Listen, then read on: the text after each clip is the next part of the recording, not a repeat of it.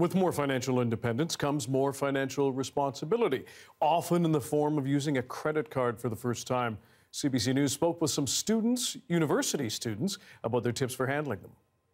It's that time of the year when fall semesters are just starting to gear up, and with that, student expenses are too. And they often use credit cards to pay them off. We talked to some students about what they think about owning a credit card. So how has your experience using credit cards been so far? I think it's been pretty okay. Something that I'm still getting used to since I've had my credit card for less than a year is being on time with payments and just learning how to do things that increase my credit score.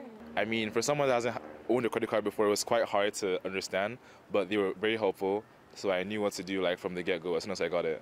I think with being a student and having disposable income for now, one thing is just trying to find ways to maximize your rewards. Was it scary to get a credit card before you got it? A little. I never really had my own cards. I've heard horror stories of people not paying off their debt, and then the interest is just crazy and it takes forever to pay it off. But once I started using it, it seemed relatively simple. Just go in there at least once a month and pay it off. My dad wouldn't give me that responsibility earlier and all that, so he was scared about it, but he knew I needed it for the credit scores and all of that, especially that I'm moving here. Do you care about your credit score?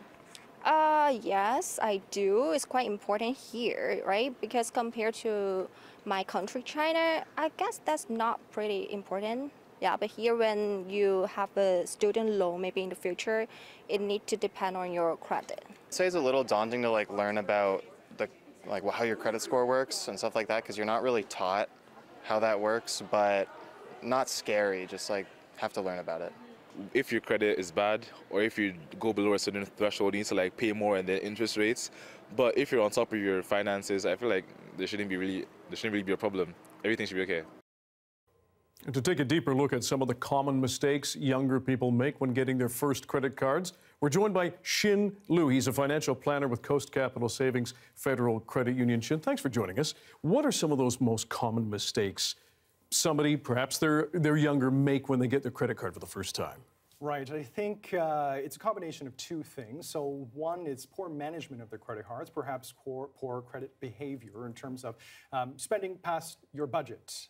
Either that's spending for others and trying to keep up with the Joneses in that sense, or just that temporary escapism of having to buy something new until it's not fun anymore. The other would just be a misunderstanding of how credit cards actually work and not knowing what the fine print is. Now, I remember these tables at university, and they're trying to sign you up for all kinds of things. Do you think credit card companies and those offering them do a good enough job of explaining them? Well, that's a difficult thing because there's so much information on that credit card, and really what they do is give you the fine print when the credit card is delivered and expect you to read it. But you and I both know when we open that shiny new package, are we really going to read the instructions, or are we going to go ahead? Not all of them. Exactly, right. Yeah. So they definitely can do a better job of it, but the information is there as long as you seek it. Some of the comments we heard from the university students we talked to, it sounded as if they were a bit daunted by the process, perhaps not scared. What is the benefit of getting a credit card, particularly when it comes to credit rating? That's very interesting. So anything that you do in life where if you want to buy a house and progress, you're going to have good credit. And a credit card is one of the first things that you get in order to build that. I think it's quite important for young individuals to be responsible with the credit card, and it can be very helpful. What sort of credit cards should a university student or somebody perhaps getting their first one look for? One's better than the others? That's a good question. Now, if you are absolutely brand new and you are just starting out, many banks, especially us at Coast Capital, we have a student banking package where there is a specific credit card that has the three things I'm looking for. It's got a low limit, it's got low interest, and it's free. So it's a great place to start. When you say low interest, can you give us a sense of that? How low is low? Well, your low interest is generally still around anywhere from 11 to 19%, which doesn't sound very low, and I understand that. But oftentimes when you look at other credit cards, anywhere from 21 to 29%, that can still be a lot of savings. So you don't want to get caught in a situation where it's your first credit card, oops, you spent a little bit too much, and then all of a sudden you've got really high interest costs. So if you can save anywhere, that's a great place to start. And lastly, we appreciate your time. What are perhaps 1 to 2 tips that you would give for somebody who's just got the card and thinking, How should I manage this? It's a really good question.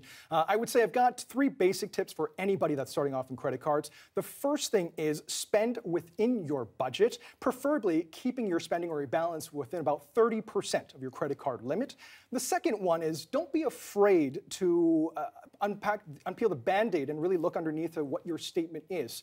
Making sure that every 2 weeks, hey, you're getting a paycheck.